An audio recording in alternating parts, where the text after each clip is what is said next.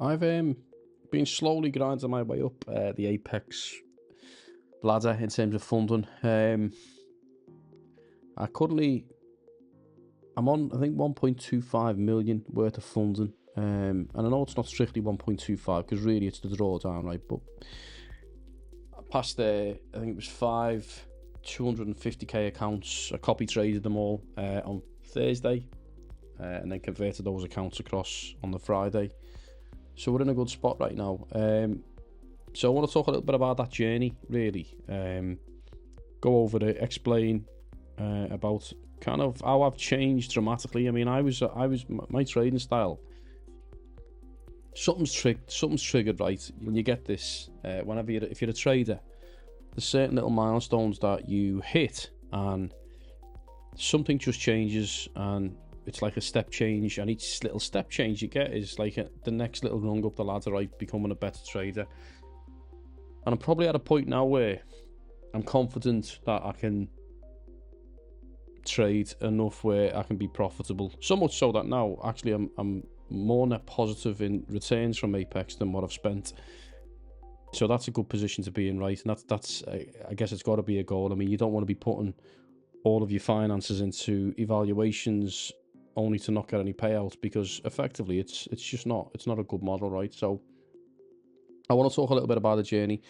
I want to talk exactly how I trade and how it's been kind of a complete change from how I used to think about trading. I used to be very ICT based, right, and smart money concepts and stuff like that, and I realized that the complexities involved in that is just too much, right? It's like there's so many little nuances and changes and all that kind of stuff that it's like, what's the point? I need to be able to execute a strategy that I like, that I've created myself. And that big change, by the way, is that don't mimic other people's strategies. Create something yourself. Figure out what works, figure out what doesn't. I'm going to explain how I trade, just because I think for me it's the way I'll probably always trade now, or at least a good proportion of the time. But having something unique for yourself and not having to copy others is probably the biggest thing that has made me a profitable trader. So let's dive in. So let's start off, right? So this is my Apex trader funding search, right? So each one of these is effectively a PA. Now, I've failed a lot of these. I've had payouts, but I've also failed. But the current PAs I got is essentially these 5 accounts here, which are currently live, and we'll talk about that in a sec. But what I wanted to go over is the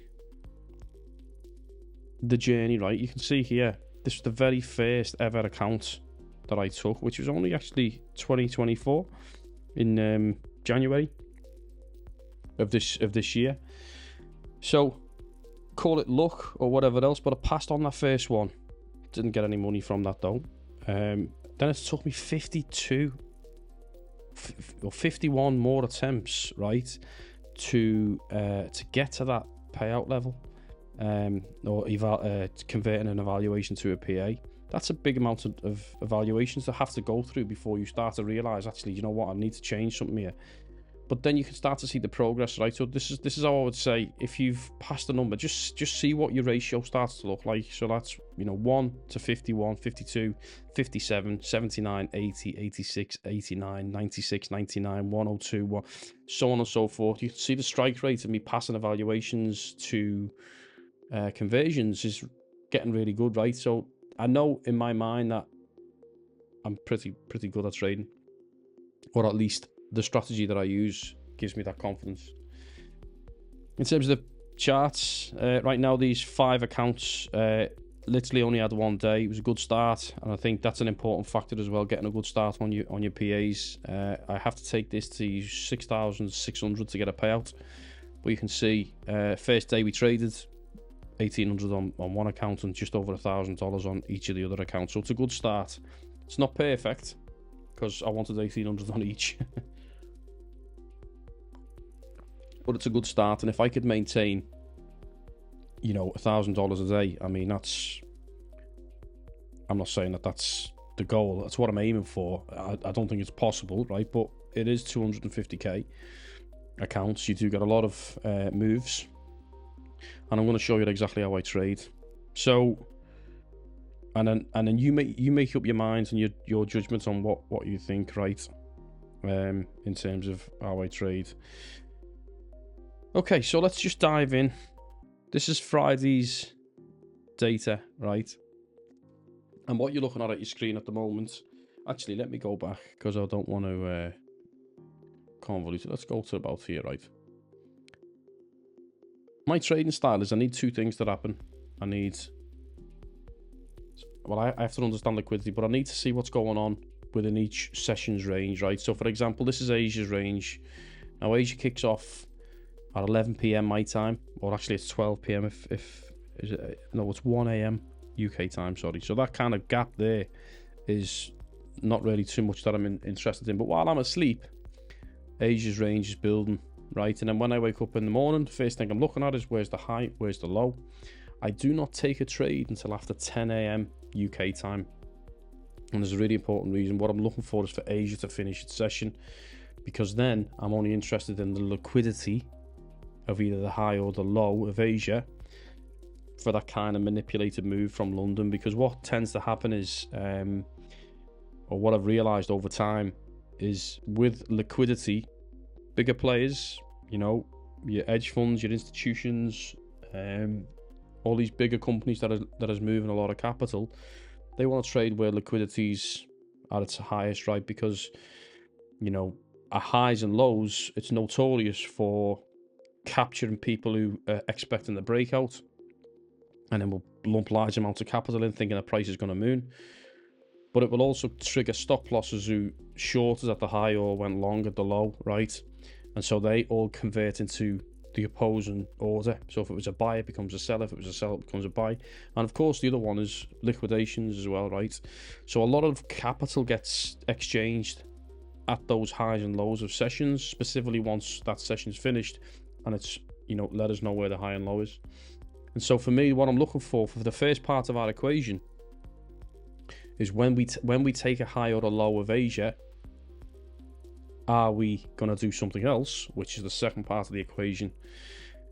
So the second part of the equation is standard deviation of VWAP, right? And the reason I think of VWAP is because it's volume weighted, right? It's not just price action, it's driven by volume as well. I had a chap reach out to me recently and said to me, why bother using VWAP deviations when you can just use Bollinger Bands?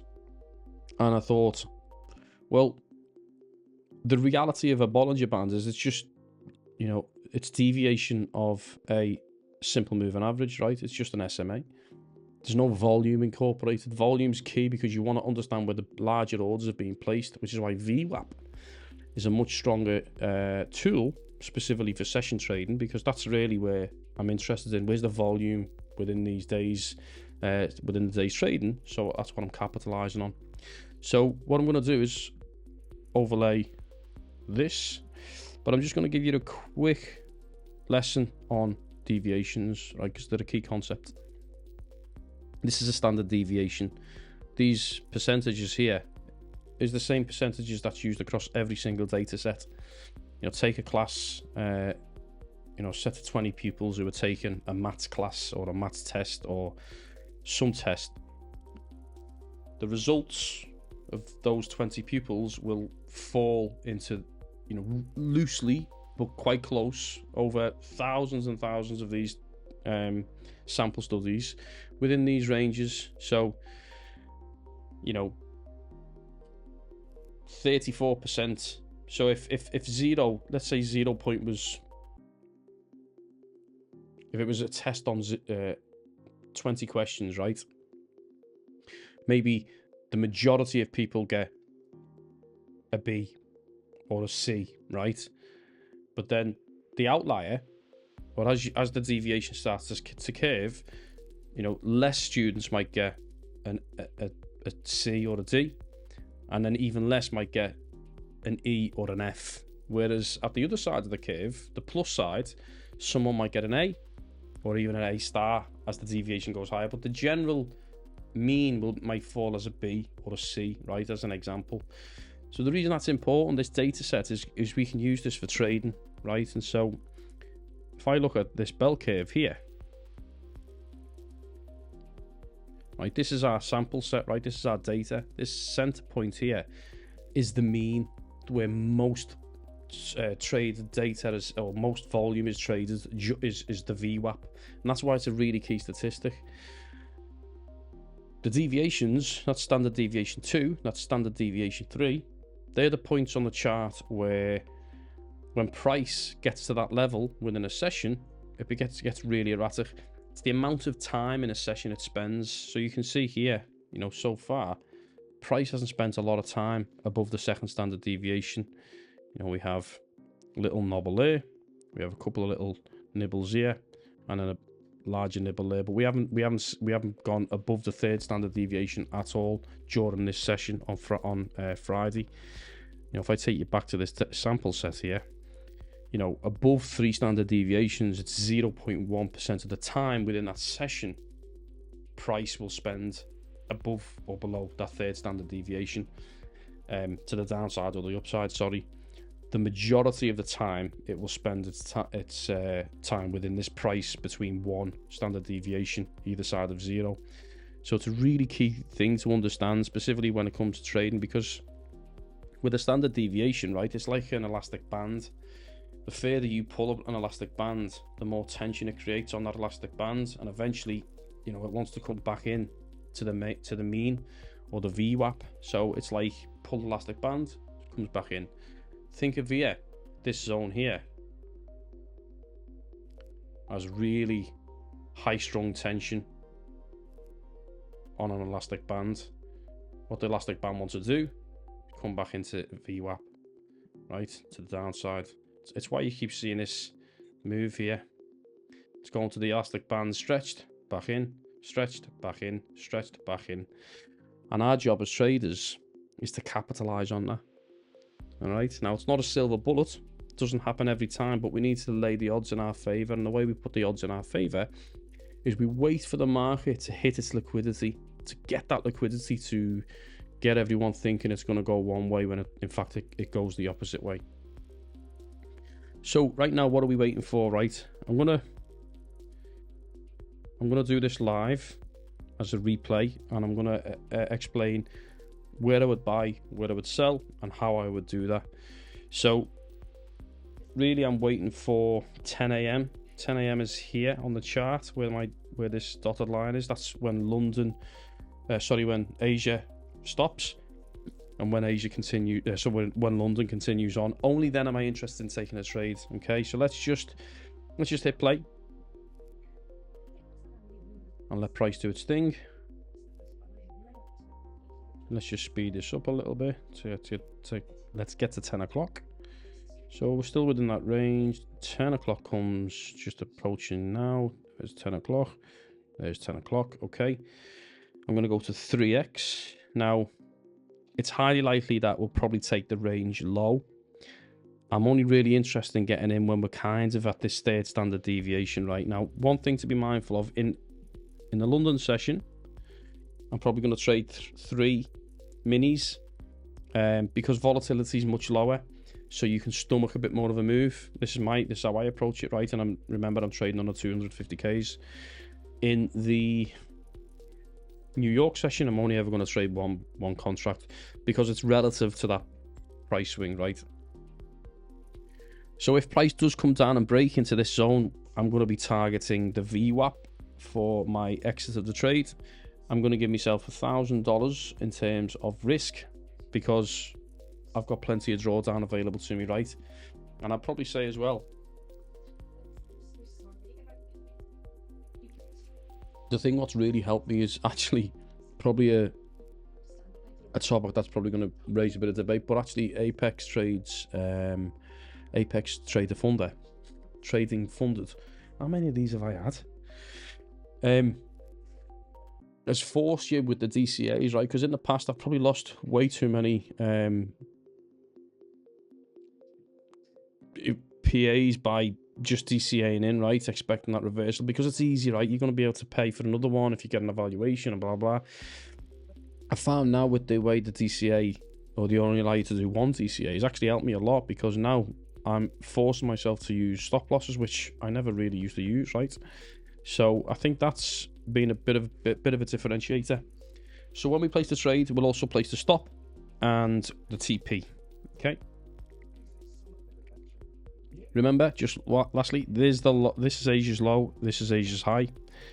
Wait, Asia has finished. This is London's low in green, so we'll see that bar move up and down based on price action. We're only interested in taking a trade in this kind of zone. Okay, let's get our buy ready, because I think it's going to break low. Okay, back into balance. Might go up instead of down.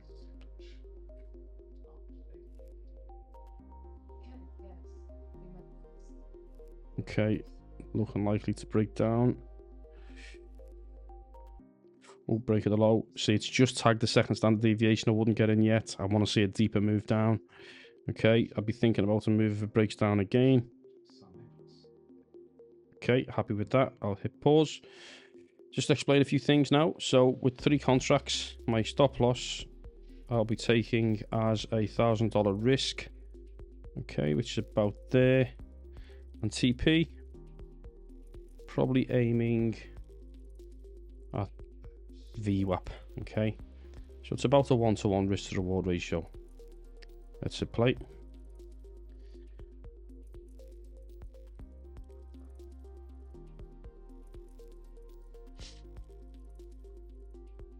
Okay, now because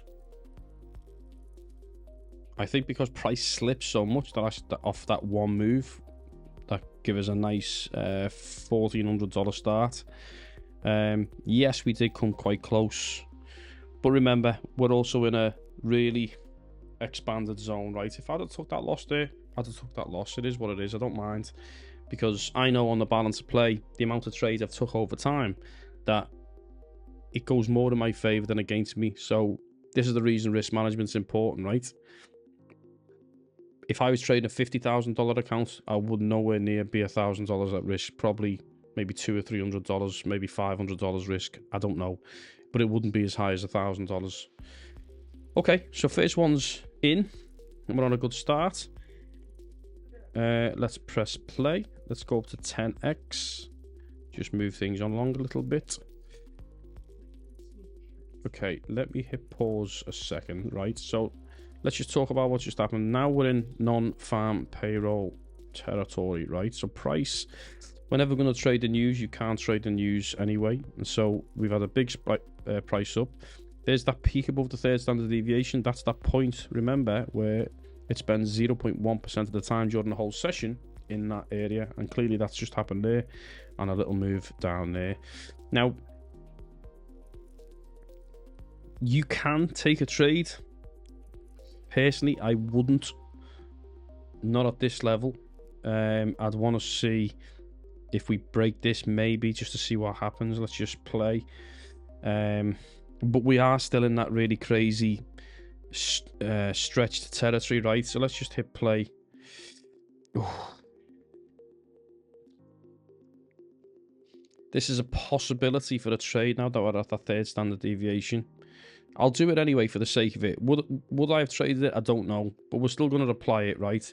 However, I'm not going to go with 3 contracts now, because volume is hugely increased. I'm only going to go 1 contract, right? I'll hit buy, and I will give myself the same stop, which is $1,000 there,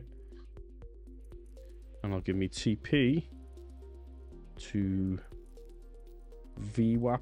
But I might have to bring this down, because if price does continue down, price might not come back up to there, because remember, VWAP is constantly moving as well. So you've got to, that's more of a mental TP than anything else. But let's hit play. Don't know what's going to happen here, but we'll find out. Okay. Just need to move this down to there, which would be VWAP.